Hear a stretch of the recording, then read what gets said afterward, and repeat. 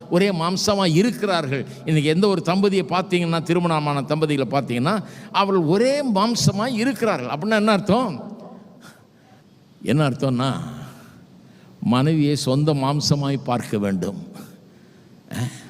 சொந்த மாம்சமாய் பாவிக்க வேண்டும், நடத்த வேண்டும். நம்முடைய மாம்சத்தை எப்படி பேணி பாதுகாக்கிறோமோ, நமக்கு எப்படி ஒரு நல்ல உடையை கொடுத்துக்கொள்கிறோம், நம்ம ஆகாரத்தை கொடுத்துக்கொள்கிறோம், நம்ம இதை நல்லா வச்சுக்கிறோம், நம்முடைய சரீரத்தை எவ்வளோ சுகமாக வச்சுக்கிறோமோ, எவ்வளோ நல்லா வச்சுக்கிறோமோ, எவ்வளோ நல்லா அதை பாதுகாக்கிறோமோ, அதுக்கு வேண்டிய எல்லா பராமரிப்புகளையும் செய்கிறோமோ, அதுபோலேயே அவளையும் நாம் கவனிக்க வேணுங்கிறது தான் அவனுடைய கருத்து. இப்படி ஆரம்பத்திலே கடவுள் மனுஷியை உண்டாக்கும் போதே அப்படி ரட்சிப்பை எப்படி தேவன் கிறிஸ்துவின் மூலமாய் சபையை அன்பு கூர்ந்து தம்முடைய அன்பை கல்வாரி சிலுவையின் மரணத்தின் மூலமாக, அந்த தியாகத்தின் மூலமாக, ஜீவனையே கொடுத்து மீட்டதன் மூலமாக தம்முடைய அன்பை வெளிப்படுத்தி இருக்கிறார் என்பதை திருமண வாழ்க்கை